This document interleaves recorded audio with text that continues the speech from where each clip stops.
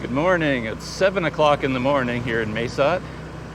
Nice day, blue skies, sun coming up, and I found myself in the mood to go for a little bit of a scooter ride.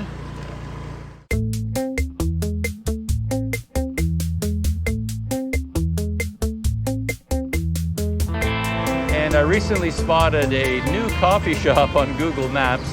Looks like quite a special one. So I thought I'd go for a little bit of a drive, try out a new place. It's outside of Mae Sot, about 31 kilometers, I think, to get there. The place is called Wisdom Field, which is a pretty cool name.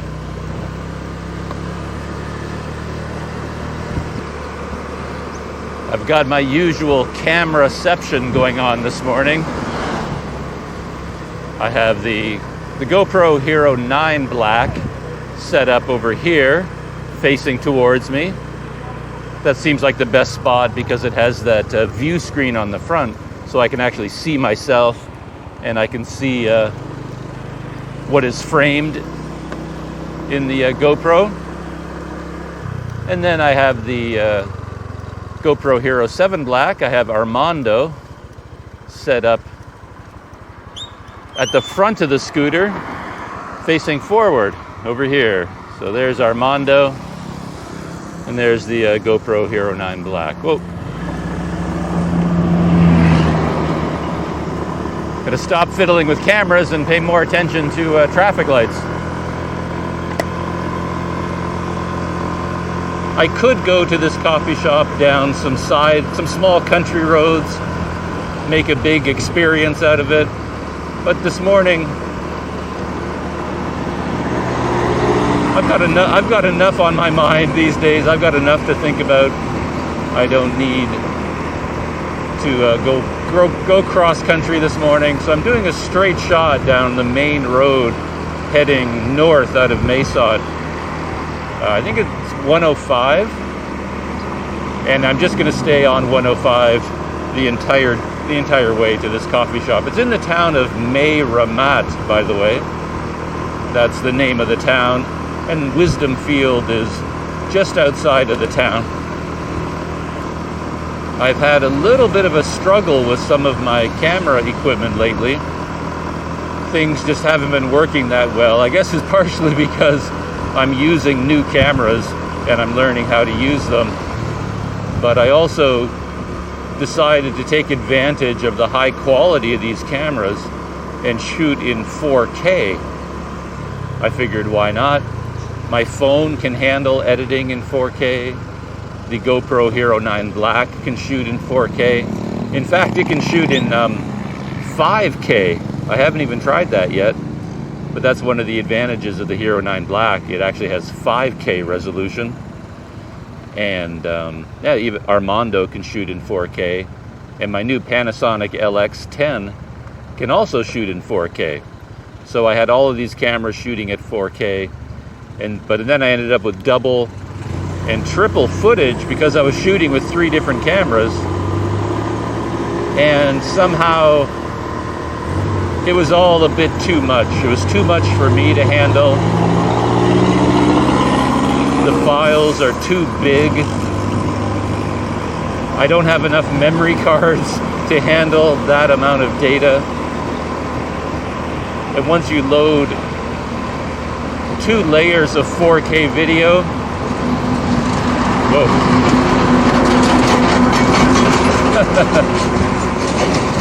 I heard something big and noisy coming up behind me. It was that truck. But having all that 4K footage also seemed to be, man, that truck is moving. He's like weaving lane to lane. It was too much for my phone as well. Audio and video started to go out of sync. Cameras started to freeze up on me.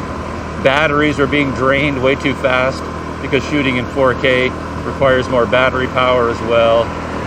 Anyway, it's just I flew too high, got too close to the sun and got burned a little bit. So I'm stepping back into comfortable 1080p territory. Something else I noticed with the GoPro Hero 9 is that in terms of audio, it seems to be more sensitive as well. So I had to take my microphone and lower the gain on it, lower the output signal, because it was too strong for the GoPro to handle. So I had to reduce it to its lowest level, I think. So that's what I'm doing today. Audio at its lowest level, resolution at 1080p, simple cameras, simple life, go for a drive, get a good cup of coffee. That's what I'm doing this morning. Speaking of the simple life, I had an interesting experience yesterday. I got an email from an American man. I don't think he'll mind if I tell you at least his first name. His name is Howard. As I said, he's from the United States. And he just recently arrived in Thailand. He's been to Thailand before. He's been to Thailand several times. He's traveled around all parts of Asia, so it's not a new experience for him. But he came back to Thailand just recently, and he decided to go for a motorcycle trip around Thailand. And on his trip, he decided to stop off at Mae Sot, where I am. He was doing some research into Mae Sot, and he stumbled across some of my videos. So he got in touch with me and said, hey, if you want to meet up someday, let me know. So I did. Got in touch with him, and we met for a coffee yesterday. I laugh because I really wasn't prepared. There are days when I'm feeling rested and feeling on top of things, and there are other days when I'm not, and yesterday was one of those not days. I didn't get any sleep the night before. I was kind of stressed out. I had all kinds of technology problems I was trying to solve. I was tired. My brain was overwhelmed. I was running errands in the morning, actually trying to buy a memory card for the Samsung Tab S3, and that turned into a big adventure. I was trying to fix the audio video syncing problems. I could not solve that problem, so I just gave up. Tons of other stuff on my mind from my non-YouTube life, things going on. So, and I guess I didn't eat very well, so by the time I met Howard at the coffee shop, I was a little bit jittery, you know, a little bit not at my best. So I'm talking with Howard, and maybe I overwhelmed him with my stories bursting out of me, all the things I wanted to talk about, all of my technical problems, everything going on. So I think Howard might have thought I'd had too much coffee already that morning. I didn't need any more. But anyway, I didn't even order a coffee. I ordered a mango smoothie, and really enjoyed having a chat with Howard. Really interesting guy. Really interesting trip, because when he landed in Bangkok, one of the first things he did was buy a motorcycle. He also has a scooter, a Honda Click, just like this one that I'm riding. And he didn't want to sit on a scooter for such a long trip around Thailand. So he decided to buy a motorbike. He went to a dealer and bought a motorbike. I think it was a 300cc. I forget the name of the model. He told me. I'll contact him and ask him, and I'll put the name of the motorcycle at the bottom of the screen here. But after, there's an interesting truck loaded with people. I wonder where it's going. I'm in uncharted territories, by the way. I've never come this far north on 105 that I can remember. Every time I've come in this direction, I've taken all the small country roads. I've never taken the main road before. Here's 130 heading to the Friendship Bridge to Myanmar. I brought my passport with me just in case I run into checkpoints. I'm only going 30 kilometers, but these days with all the travel restrictions, you just never know what you're going to run into, so I brought my passport. Anyway, after chatting with Howard at the coffee shop, we went outside and I got a close-up look of his motorbike, and man, what an amazing looking bike. I was not expecting that at all. As I said, I don't remember the name, but it's a cruiser. So as a cruiser, you kind of sit back a little bit, relaxed posture, great big, wide and soft triangular seat with another seat behind it. He's got a nice container on the back, a trunk for his luggage.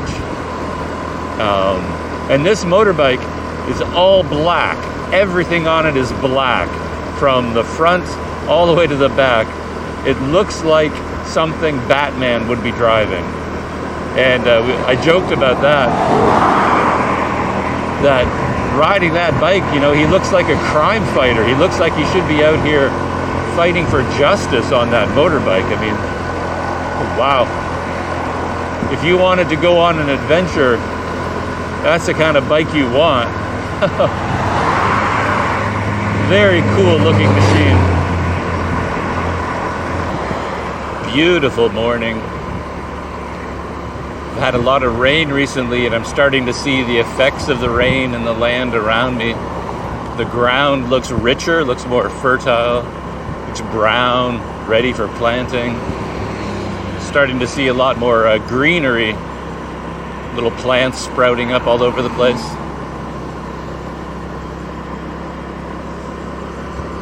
Gorgeous day.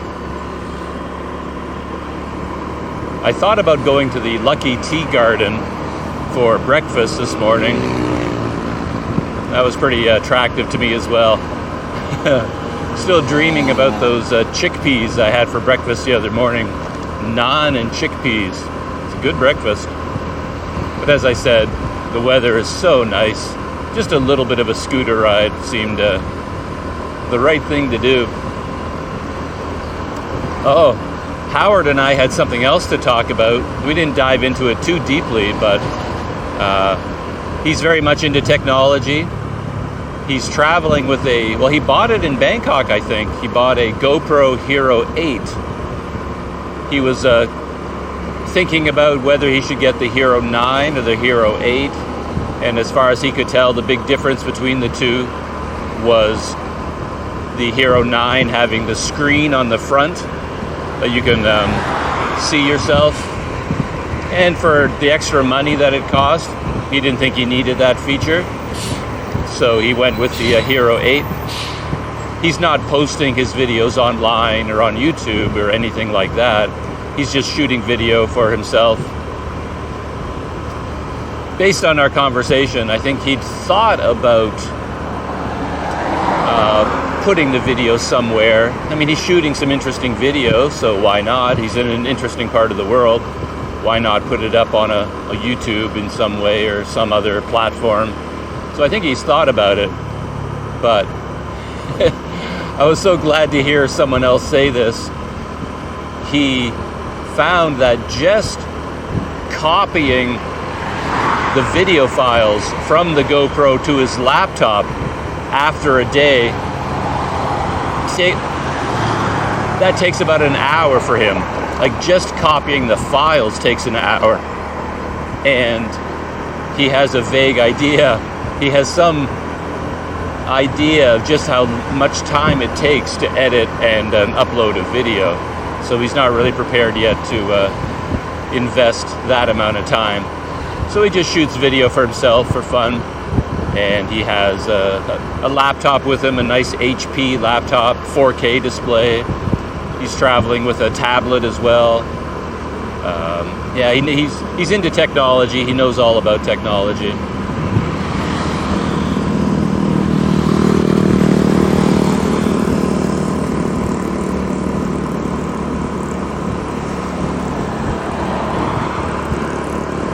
I was thinking that Howard probably shouldn't have told me that he was interested in technology, because once you open that topic up for me, I have a lot to talk about. And unfortunately, a lot of what I talk about lately falls on the negative side. there's just so many little things driving me crazy that I can never find a solution for all these issues. And I have a new one, which is kind of driving me crazy. There must be a solution, but I haven't found it yet. Just that I was talking to the brother at Namaste Coffee the other day. He's also very much into cameras of all types. And it turns out that not long ago, he had every Olympus camera known to the human race. And I really love Olympus cameras, so I was very interested in that. But I guess he had an OMD EM5, he had an EM1 Mark II. I think he had a couple other Olympus cameras. He had all kinds of Olympus camera equipment. But he sold all of it because he doesn't have time for his hobby anymore. So he sold all his camera equipment, and I was interested to find out how easy that was for him to do, because, you know, I wouldn't mind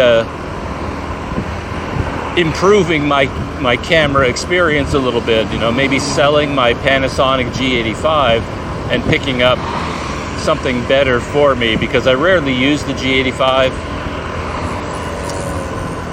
So he told me about this website, an app called KD, K-A-I-D-E-E, and it is a buy and sell site here in Thailand.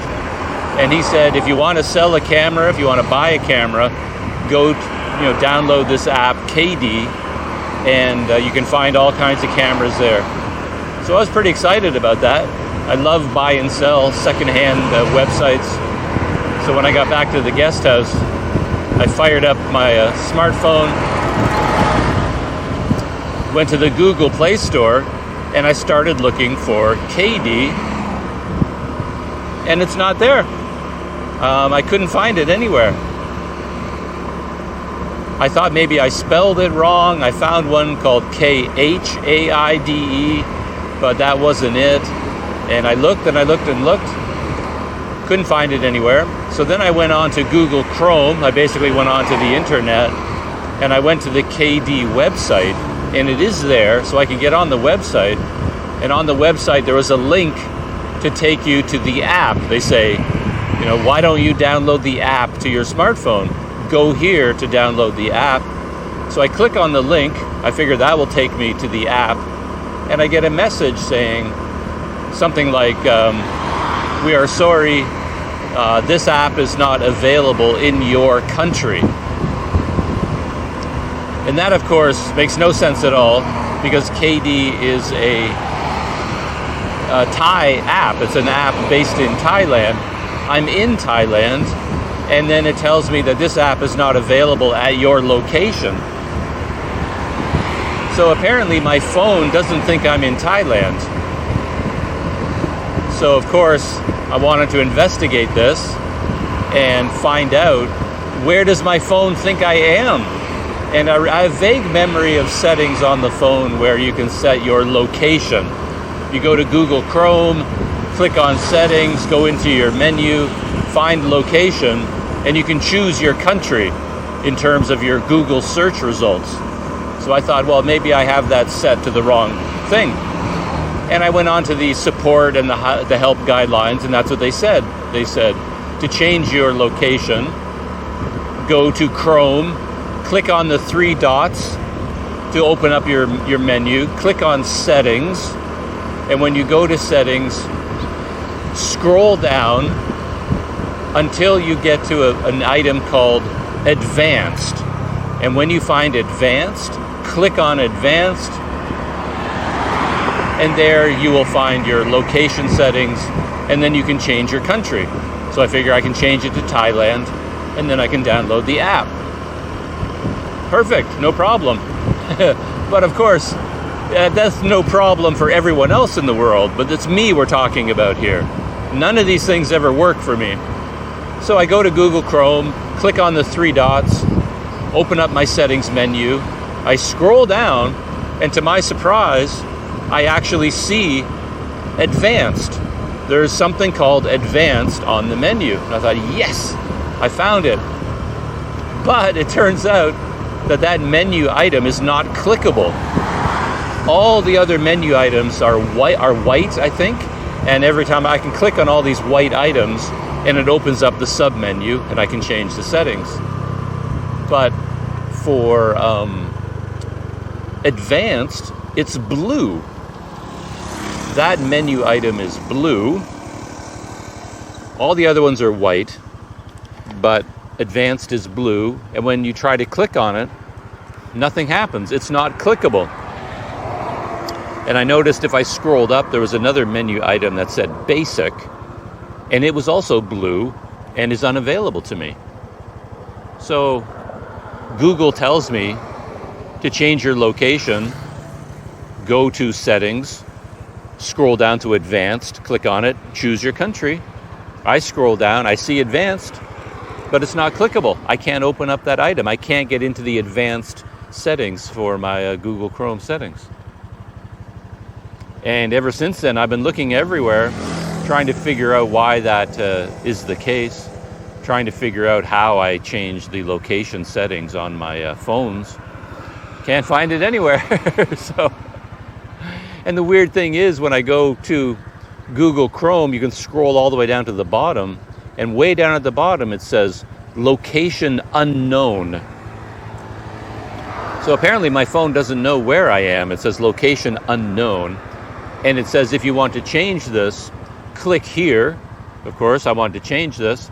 It says all you have to do is turn on your Google location tracking, all those features that a lot of people turn off. I knew I had them turned on, but I thought maybe they accidentally got turned off. So I went to location unknown, clicked on that to take me to my location settings in Google, and I have everything turned on. I have Google tracking on, Google tracking history on. I have all those features turned on, and yet in Google Chrome it says location unknown, and to change my location, the advanced menu is unclickable. It's blue and unclickable. So once again, I'm at a dead end. All of my technology leads to dead ends. I can never do even the little things that I want to do. It's kind of funny. I'm about halfway to Mae Ramat and my coffee shop. And I just stopped here for a minute just because this setting to my left struck me as quite nice. But that's kind of the countryside that I'm riding through right now. Though it is, as you know, as you can see from the video, it's a big highway, and that's not the most interesting to be riding down.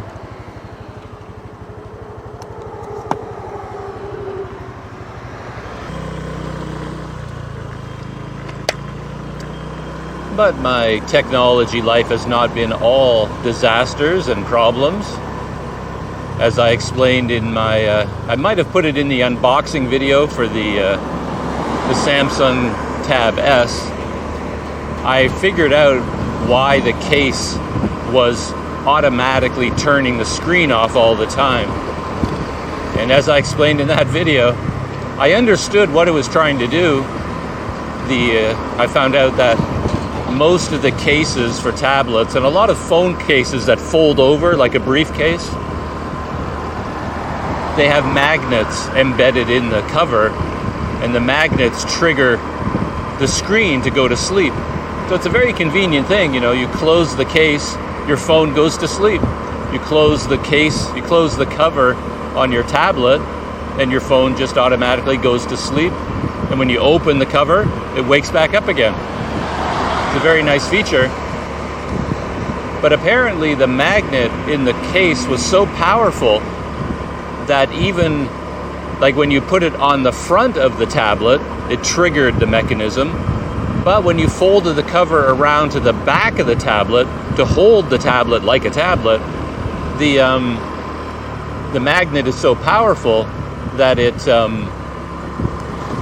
would go all the way through both layers of the case, all the way through the tablet, and it would still trigger the mechanism to turn off the screen. So that didn't work for me at all, because every time you open up the cover to use the tablet, you fold the cover to the back, it turns the tablet off. So that was ridiculous. But then I figured out, of course, that the magnet was doing this, and I figured out which magnet was the culprit, and then I bought a box cutter, and then I carefully cut the magnet out of the cover. So that's how I solved that particular problem.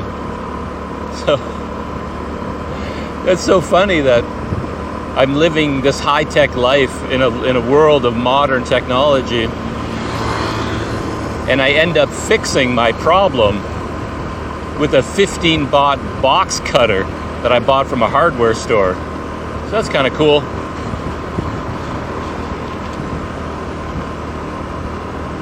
I found it very satisfying, to be honest, to use a knife and cut into the cover and then slice out the magnet. It felt very physical, very tactile.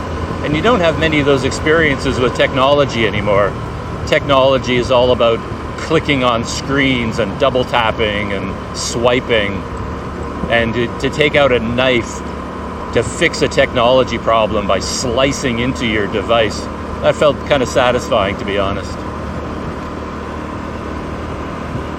Yeah, I slowed right down on my scooter again, and I'm driving on the shoulder. I realized I was driving at a very slow speed, but it was too fast for me to really look around me, pay attention to the road in front of me, pay attention to the wow. Look at that. Huh, I'm just going to pop in there just for a second to take a look.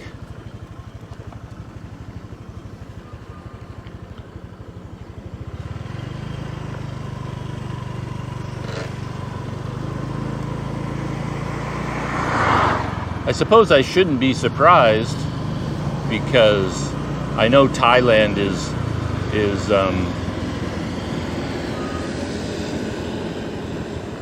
very much a tourism country, right? That has a huge tourism industry. So it shouldn't come as a surprise to constantly come across these amazing restaurants everywhere. But I'm still kind of surprised when I see them.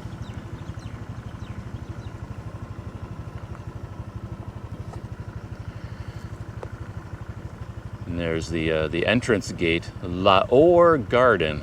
Or, I guess that's gold. So this is the Golden Garden. And they have some plants here. I think the gardener was just here and doused them all with some water, so they're all dripping right now. So there's the entrance. And there's the restaurant itself.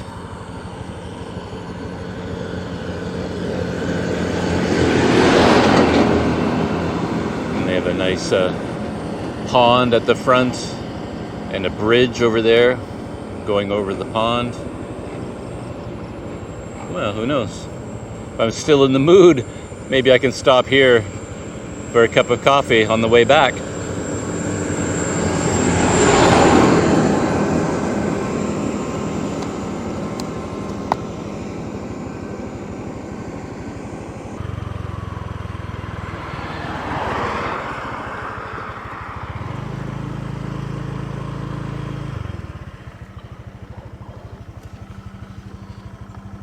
There's another view of the restaurant with the pond and the bridge. Yeah, look at that. I didn't even see this when I was doing all of my roaming around on Google Maps. In fact, there are 3 interesting cafes, coffee shops that I know about in Ramat. There's a little access road that goes to Wisdom Field, where I'm going. But right at the beginning of the access road, there's another place called Go Dang Cafe, or Go Dang Art. Kind of like that name, it's like Go Dang Art. And apparently they have a big cement wall with, graffiti paintings all over the place. It's kind of a photo op place. I'll probably stop there and do a little GoPro recording of all the art at Go Dang Art. And there's another one inside Mae Ramat itself. Looks like a very artsy, kind of beautiful cafe. And I don't know much about Mae Ramat, but I'm told there's kind of an old town there. And I don't think I'm going to explore the town today. I just want to go to this coffee shop, spend some time there. I brought all my equipment with me. I brought my new tablet. I brought my Samsung Note 10 Plus. So I have all my editing gear with me. I'm going to sit there for a while and just, edit some videos and play around on the tablet. And I don't think I'm going to explore the town. I'll save that for another day.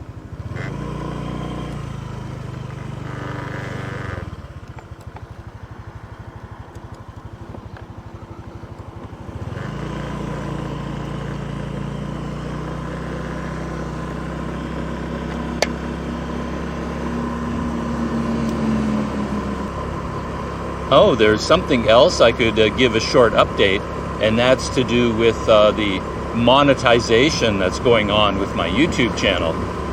This isn't as easy as just throwing a switch. It's kind of a long process, and I'm slowly working through the stages. And the last time I gave an update, I had gotten to the point where I'd gotten all the approvals from YouTube. I'd been accepted into the YouTube Partner Program. I'd connected my YouTube channel with my AdSense account. AdSense is the Google platform that serves advertisements to YouTube, to websites, to all these places. And in order to put advertisements on your YouTube channel, you have to have an AdSense account, and then you have to link it to your YouTube account. And I did all of that successfully. At least that's what they told me. I got all the emails that told me I was successful, but I was never quite sure about that. And then the next stage was that they had to send me a PIN in the mail, and this was being sent to my home address in Canada. And once I got the PIN, then I could go into AdSense, enter the PIN. I'm riding down the shoulder, and I have to pay attention to what's coming in front of me because there's always a lot of scooters and motorcycles traveling against traffic also on the shoulder. So I've got to keep my eyes open. And once you get the PIN, you go to your AdSense account, you enter it into AdSense, and what that does is it verifies your address, because they need to know that you are who you say you are, that you live in the country you say you live in. And of course, my address in Canada is linked to my bank account and to my credit card billing address. So they have to verify your address by sending you a PIN. You enter the PIN, and then you go from there. And as I understood it, when you entered the PIN, then a new menu, a secret menu, would open up in AdSense that allows you to establish a payment method, because you have to tell AdSense how to pay you, like where to put the money. You have to tell them all the details of your bank account and wire transfers, all that stuff. So the update is that the PIN arrived. My brother gets all of my mail in Canada, and we had arranged this beforehand. He was looking for this envelope from Google. So it showed up, he opened it up, and my brother, being a very good brother, he got all the information from it. He got the PIN and all the instructions, and he passed that on to me online. So I had everything I needed. I went to AdSense.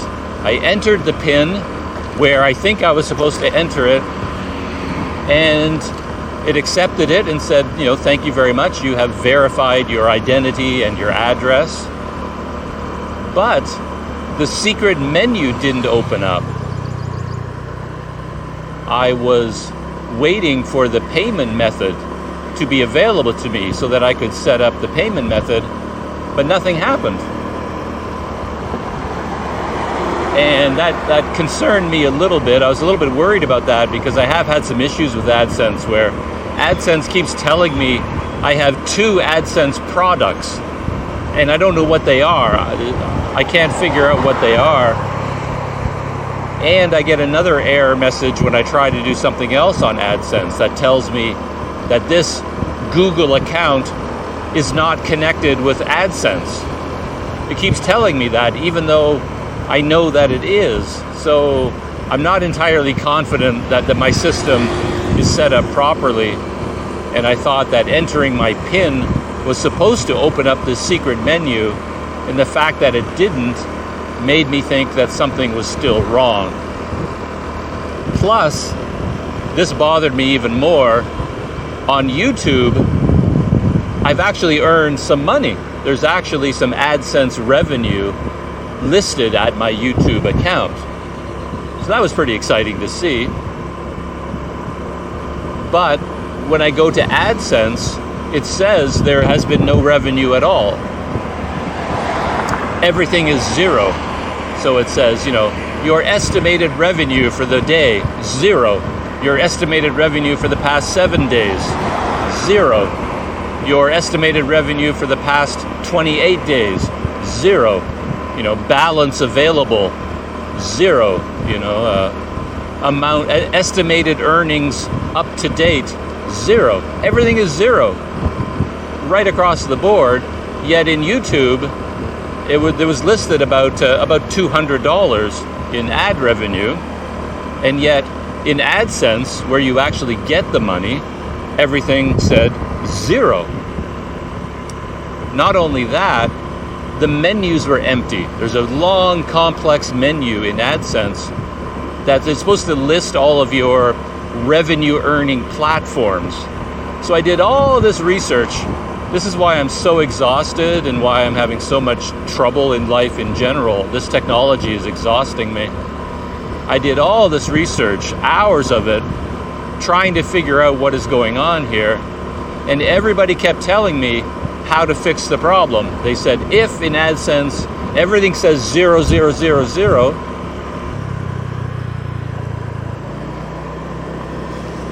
just heard a clicking sound. Don't know what that was. Anyway, they say that if it says 0, 0, 0, that means you have not registered YouTube as an revenue earning platform in AdSense. So what you have to do is click on performance reports, go to this menu, go to that menu, and then you'll see a list, and on that list there will be YouTube. You click on YouTube, and now your YouTube earnings will be funneled into the display. The fact that my numbers were all 0 didn't mean that there was no earnings. Keep hearing this clicking. I'm really hyper aware of clicking sounds because it usually means something fell off the scooter, some piece of technology came loose and dropped. But no, everything seems okay. So people were telling me you just have to go into AdSense, find YouTube and activate it so that it displays YouTube earnings in the big display. So I go into performance reports, into the menu, and it's completely blank. There's nothing there. My AdSense account is completely empty from top to bottom. Zeros everywhere. Every menu is empty. Every sub-menu is empty. There's nothing there at all. It's like a ghost town. So that made me nervous again that maybe what I had done was set up 2 AdSense accounts. Maybe I have one AdSense account where all the information is being listed, but that one isn't connected to my YouTube account. And what maybe I did by accident, I took an empty, completely blank AdSense account and linked that one to my YouTube account. Like, is that what I did? But that doesn't make any sense because I can go into YouTube Studio and I can get an AdSense account number, an official identifying number for my AdSense account, and then I can see that number, and when I go into AdSense, the numbers match. So in my AdSense account, that number matches what's listed in YouTube. What really bugs me about this system, to be honest, is that there is no way to go from YouTube to AdSense. AdSense is so important to YouTube, and there's all kinds of AdSense information in YouTube, but there's no way to just click on a link to go from YouTube to the connected AdSense account. There's no way to do it directly, so you have no confidence that you're actually ever in the right place. But after that long horror story, yesterday evening, I'd set aside this whole AdSense YouTube revenue business because I just couldn't deal with it anymore. Last night I was trying to teach my phone that I was in Thailand, and I couldn't even do that.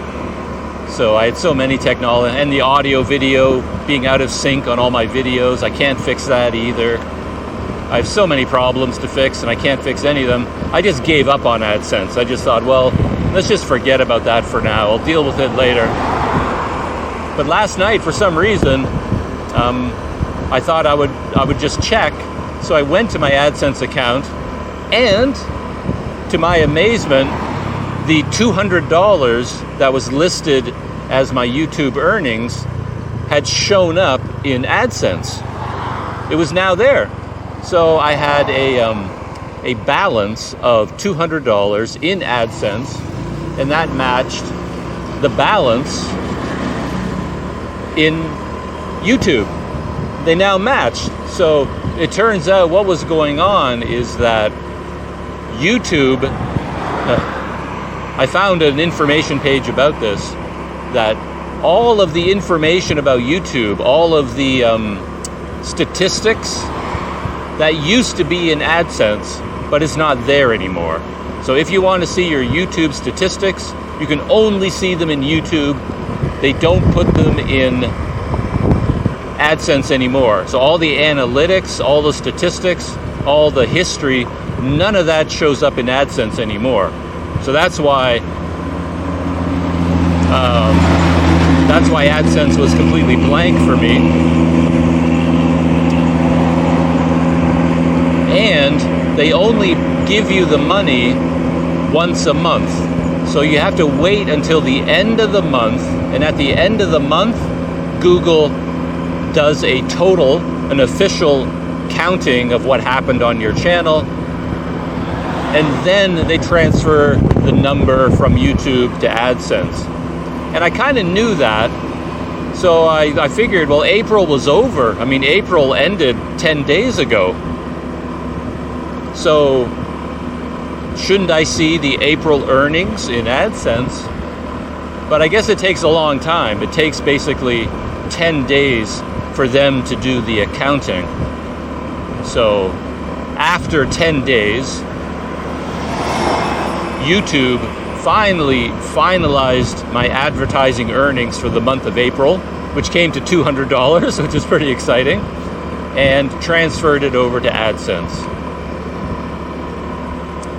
So that is my very long story updating what is going on with monetizing the channel. And now that $200 has shown up in AdSense, now the payment method menu, the secret menu for opening up your bank account payment method, that has suddenly appeared. So that's the next stage of this process. I have to enter all my banking details into AdSense and somehow establish a payment method. I don't know anything about this yet. That's another mountain I have to climb. I haven't had the energy to face it yet, but that's what I'll be doing next. I just pulled over to the side of the road again to kind of catch my breath and relax. Telling those AdSense, YouTube, Google stories just exhaust me. Reliving the horror of my technological life. So I just thought I'd take my breath and just absorb the scenery. Beautiful. Got my Armando, my GoPro Hero 7 Black. I have it mounted on a buckle sticky mount on the scooter, so I can just click it off whenever I want. And then I can show the scenery around me. I stopped here because there's some farmers working up there in tractors. They're busy planting the fields. Gorgeous blue skies, white clouds.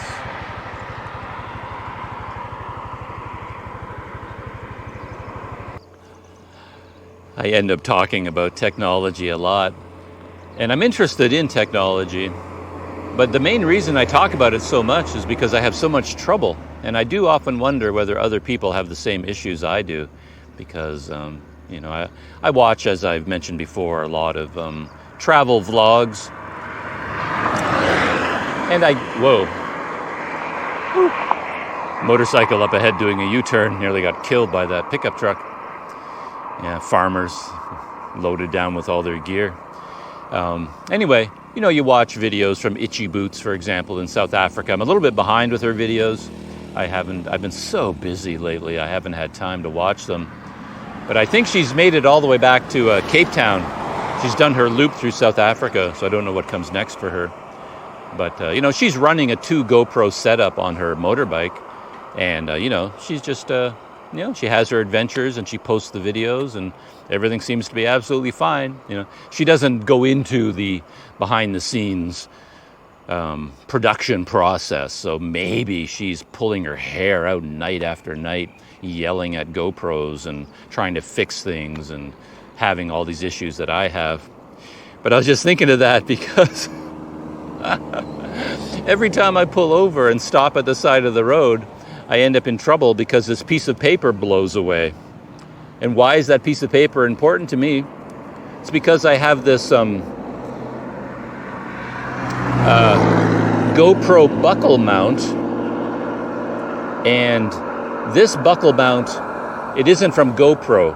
I had to buy it from a second company because I can't get original GoPro products on Lazada.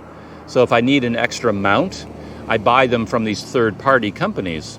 And I needed one with this J buckle to raise the GoPro higher, because if I don't, my twisting mechanism, my thumb screw, I can't turn it because it hits the scooter.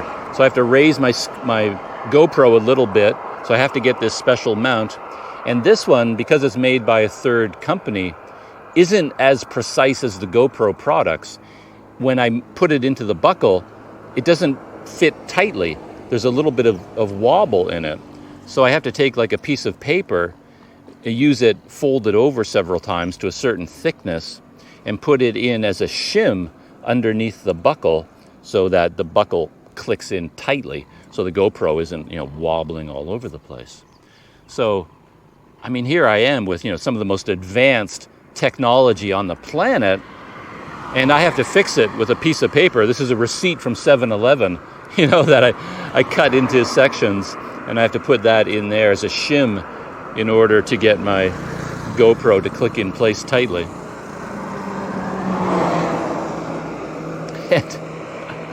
And then every time I stop, and if I pull this out, and then I'm taking some video, then my piece of paper blows away. And I have to turn off the scooter, get off the scooter, go find my piece of paper. And then if I lose it, I have to make another one. I'll find a way to fix this, but I've got so many things to fix. I don't have enough time in the day to fix everything that needs fixing. Visor down, scooter on. I mentioned that I have to do some adjustment when I use the GoPro Hero 9 with the Rode Wireless Go microphone, because I think the Hero 9 is more sensitive. It has a more, maybe a more powerful audio something or other chip inside it compared to the Hero 7 Black. So I have to lower the output on the Rode, otherwise the Hero 9 ends up distorted. So I think a lot of my video from the last few days is all going to be distorted, because I didn't realize this until it was too late. But the weird thing is that on the GoPro Hero 9, my microphone menu is jammed. You're supposed to be able to select different types of microphones when you plug one in. Like what happens is, if the GoPro is just sitting there on its own, it uses the microphones that are built into the GoPro. But if you attach the media mod, the special GoPro media mod, it has a different microphone and it has a 3.5 millimeter audio jack. So when you attach the media mod, you get a different menu. It says media mod has been attached, and then you have other settings you can choose from. And then if you plug in, like I do, you plug in the GoPro mic adapter with an external microphone, then you get a different menu, and you can choose what type of microphone you have. I don't even understand the differences, but you can choose a powered mic, a non-powered mic, a powered plus mic, a non-powered plus mic, a standard mic. There's all these microphone options. But on my GoPro Hero 9, the one that my kind benefactor gave me, when he sent it to me at the beginning, I saw these menus. Everything worked fine, but now it's jammed. The menu system doesn't respond anymore. When I plug in the mic adapter, I don't get a selection of microphones. In fact, it says media mod. It says I have a media mod attached when I don't. And not only that, it says media mod, but it's actually frozen. It's not a clickable item. And beside it, you can also choose whether you have the wind microphone on or just the normal stereo microphone. And you can normally choose to turn wind microphone off and on. It's a special feature. That menu is also jammed. It's frozen, and I can't change any settings there either. So I was trying to fix that last night too. Couldn't do it. I think what I'll have to do is reset the GoPro. I'm gonna have to do like a factory reset on it, and that might clear up the problem. So there you are. Technology. The dream is that at some point all of these problems will smooth out and go away, and then I can just use the cameras and enjoy being in Thailand. Heading into some more beautiful territory. I remember off to my right, I believe, is the town of Mae Sot, and Mae Sot is where they have the hot springs and the waterfall and the cave that I went to, and it's right at the base of those mountains over to the right.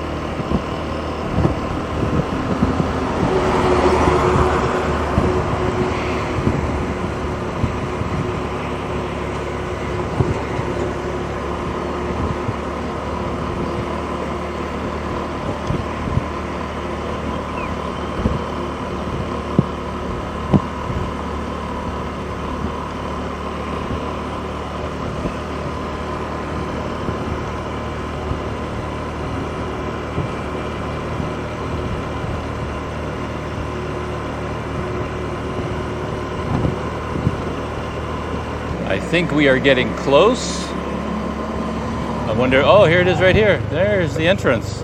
Ah. Just a reminder, the place we're going to is called Wisdom Field. And that sounds pretty good. To me, I could use a bit of wisdom. I guess we all could. Maybe me more than most. Wisdom Field. Huh.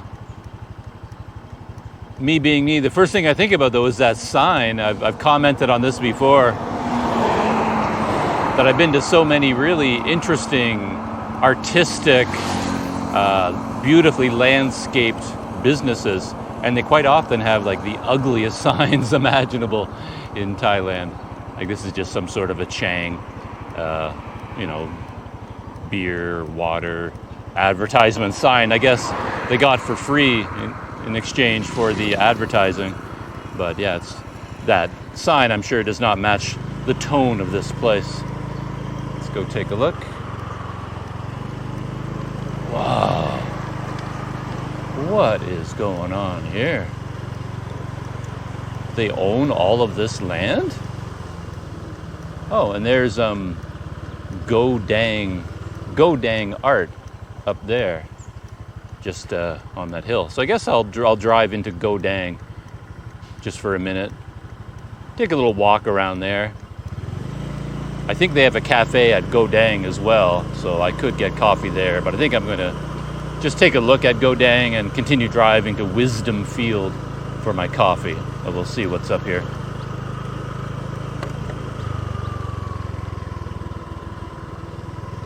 Wow, look at this place.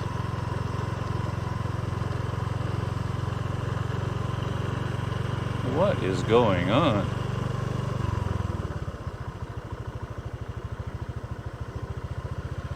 Again, I was not expecting...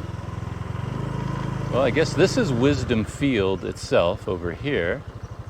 Let's take a quick look. I guess I'll... So there's the coffee shop. I saw online on Google Maps it's listed as opening at 7 a.m. So chances are it's open. It's, what time is it now? 8:15 now, so should be open. Look at that. 2 stories. They have a second story up there. All that glass. And, of course, since this is Thailand, they are under construction. Everything is always under construction, it seems. Everything is being built and rebuilt. Oh, another building over there. Yeah, it looks like quite the place to go for a walk around here. But let's take a look at the Godang art exhibition first.